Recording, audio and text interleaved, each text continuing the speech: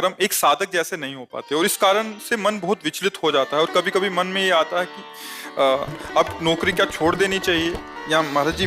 अगर आपने कभी आर्मी के जनों से हमारा संभाषण जो हुआ अगर सुना होता ध्यान से, तो शायद ये प्रश्न न रहता। हमने सदैव उनको कहा है कि जैसी भी परिस्थिति हो, उस परिस्थिति में आपका लक्ष्य केवल राष्ट्र सेवा है, ना कि आहार। आहार में क्या आता मुझे नहीं देखना। मान लो आप युद्ध में हो, अब उस समय आपका लक्ष्य शत्रु पक्ष पर वार करके अपने को बचाना, अपने राष्ट्र को बचाना।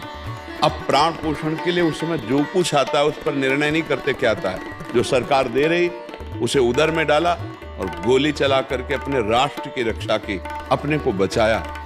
हम इस समय कोई घर गृहस्थी में बैठ करके साधना करने वाले साधारण व्यक्ति नहीं है। हम राष्ट्र की रक्षा करने वाले राज सैनिक हैं। तो वहां धर्म बदल जाता है। ध्यान रखना, स्थान और योग्यता और उपाधि अधिकार के अनुसार फिर धर्म का स्वरूप भी, उपदेश अलग बदल जाता है। अभी आप रिटायर हो, आप घर में रहते हो, आपको अलग उपदेश होगा। लेकिन जब तैनात हैं आप, तो आपका पक्ष नहीं रह गया कि आपको क्या भोजन में मिल रहा है, आपको किस समय नहाने को मिल रहा है। ये सब बातें नहीं देखी जाती। ये बातें देखी जाती है रिटायर होने के बाद। ये बातें देखी जाती है जिस समय अन्य कार्यों में आपके लिए नहीं। आप राज सैनिक हैं, आपको जो मिले आंख मूंद कर उसे खाइए, और राष्ट्र की सेवा में जो आप प्राण समर्पित करने के लिए तैयार हैं, इससे बड़ी कोई साधना नहीं। प्राण समर्पित करने वाला ही साधक कहा जाता है। हमारी बात को समझना। जो संत अपने प्राणों का मोह छोड़कर भगवान में समर्पित होकर हर कष्ट सहता हुआ आगे बढ़ा, वही विजयी हुआ है, वही सिद्ध हुआ है, वही भगवत प्राप्त हुआ है। खान पान की व्यवस्था बुद्धि को शुद्ध करने के लिए चाहिए। हमें आपकी बुद्धि की शुद्धता की जरूरत नहीं है। आपकी बुद्धि में क्रूरता की जरूरत है कि अगर हमारे सामने हमारे राष्ट्र को क्षति पहुंचाने वाला है, तो हम क्रोधावेश में भर करके उसका सर्वनाश करेंगे। अब इस बुद्धि के लिए मूंग की दाल और गेहूं की रोटी की बात नहीं आएगी। इसके लिए सिर्फ तुम्हारे सामने राष्ट्र है और उसकी रक्षा है, इसके आगे कुछ नहीं।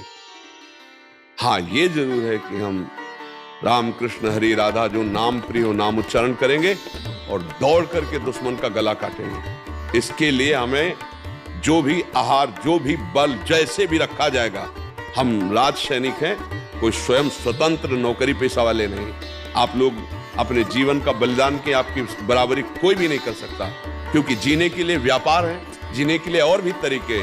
आप हमारे राष्ट्र सेवा में गए हैं तो जीने के लिए नहीं गए, राष्ट्र रक्षा के लिए गए। अब राज्य सरकारी विधान में आपको कैसा भोजन मिलता है, कहां खड़े किया जाता है, इसका प्रश्न नहीं है। आप राष्ट्र सेवा में कोई भी आपकी समानता करने वाला नहीं। जैसे एक संत अपने जीवन को तपस्या के द्वारा तपा करके सर्व मंगल की भावना करता है, वैसे ही आप हर कष्ट सह करके हमारे राष्ट्र की पूरी रक्षा की जिम्मेवारी आपके कांधे पर है। अब वहां प्रश्न नहीं बनता कि मेरा मन दुखी होता है, मुझे क्या भोजन मिलता है। नहीं, जैसा भोजन मिले, जैसे वस्त्र मिले, जैसी परिस्थिति मिले, जब तक हमें सरकारी सेवा ये है, तब तक हम प्राणों की बाजी लगाकर खड़े, और यही हमारी साधना है। उसके लिए आपको नीचे उतर कर बात नहीं करनी कि हमको नहाने को नहीं मिलता। हमको प्रश्न है, कह रहे जम्मू कश्मीर में वहाँ बर्फ है, 1-2 हफ्ते बिना स्नान के हो जाते हैं। वो हम कह के आ रहे हैं, पहले कह रहे हैं हमें स्नान करने को नहीं मिलता, हमें सुबह बैठ करके जप करने को नहीं। तुम्हारा जप गोली चलाना है, हमारी बात को मान लेना। हम किसी पक्ष से नहीं कह रहे हैं, हम तस्मात् शास्त्रम प्रमाणम कह रहे हैं, शास्त्र प्रमाणित कर। अर्जुन जी कह रहे हैं मैं संन्यास लूंगा, भीख मांग के खाऊंगा, लेकिन युद्ध नहीं करूंगा। और भगवान जी ने पूरी गीता इसी बात की सुनाई, अपने कर्तव्य का पालन करना ही सबसे बड़ा भजन है। अर्जुन उठ, और गांडी में प्रत्यंचा चढ़ा और मार इन सबको। आखिर फिर भी नहीं समझ में आ रहा था, तो विराट रूप रख के दिखाया कि तू निमित्त बन जा, मैंने मार दिया इनको। बस देखो, दयालु हृदय राज सैनिक का नहीं चाहिए।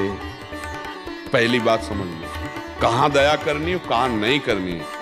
अगर आपका भोजन एकदम सात्विक हो जाए, तो आपकी हिम्मत नहीं कि आप गला काट लो। एक बात हमारी ध्यान रखना, सात्विक एकदम भोजन हो जाएगा, जैसे संत महात्माओं का होता है। थप्पड़ जमा दो तो लौट के थप्पड़ जमाने की हिम्मत नहीं है, नहीं होगी। इतनी दयालुता, इतनी कृपालुता हृदय में आ जाती है कि वो अपना गला कटवा सकते हैं लेकिन दूसरे की क्षति नहीं कर सकते। आप राष्ट्र सेवा में हो, आपको इस दयालुता की जरूरत नहीं है। आपको जो हमारी दयालुता से हमको गति मिलेगी, तुम्हारे को क्रूरता से मिलेगी। शत्रु पक्ष पर टूट पड़ना अपने प्राणों की बाजी लगाकर और उसका नाश कर देना। तो जब तिरंगा फहराएगा ना तो आप विजयी हुए। चाहे आपका शरीर पूरा हुआ है या शरीर है, लेकिन वो आपकी सदगति होगी, क्योंकि राधा नाम चल रहा है, कृष्ण नाम चल रहा है और राष्ट्र के लिए समर्पित पक्का।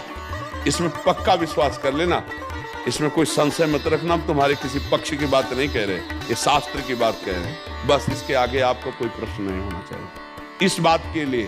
हाँ, आगे बोलिए। गुरु जी, एक संशय था, जैसे कि जब से आपको नहीं जाना, उससे पहले हमारी व्यवहार फौज में कुछ और थी, तो आपके आने के बाद हमने कुछ अपनी व्यवहार में मतलब ऑटोमेटिक बदलाव आने लगी। तो लोग बोले तुम ये क्या कर रहे हो, शांत रहते हो, किसी से बात नहीं करते हो, ये अपने आप में क्या गुमसुम रहते हो। मतलब लोग काफ़ी ज़्यादा निंदा करते हैं, जिससे काफ़ी बेचैनी होता है। गुरु देखो, इसमें तुम्हारी गलती है।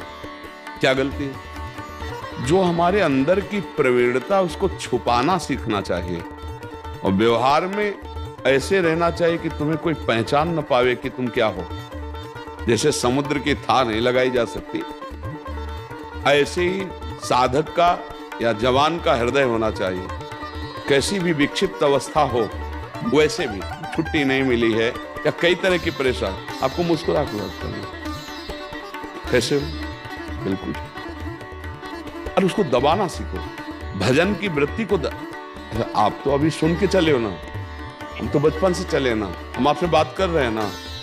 हम आपको ऐसे अगर हम जैसा आप कह रहे हो, अगर वो है स्वभाव में, तो उसको दबाए हुए हैं। अभी जहाँ ये खत्म हुआ, फिर एकदम अपने स्वभाव में आ गए। लेकिन जब फिर आपसे मिलना पड़ा तो हम फिर अपने स्वभाव को दबाया और आपके लायक स्वभाव बनाया। एक मित्र की तरह आपसे संभाषण करेंगे, ये जानने भी नहीं देंगे। आप तो 4 दिन से शुरू किए हो, या पूरे जीवन का खेल है, तो हमको तो एकदम ही हो जाना चाहिए ना। तो एकदम ही तो है, लेकिन उसको शासन में लेके जब हमारे सेवा कार्य, जब तुमसे मित्र बात करें वैसे हंस के बात करें। गंदे आचरण करने की हम अनुमति नहीं देते। गंदा आचरण तो कहीं भी नहीं करना चाहिए, संयम से रहना चाहिए, धर्म से रहना चाहिए।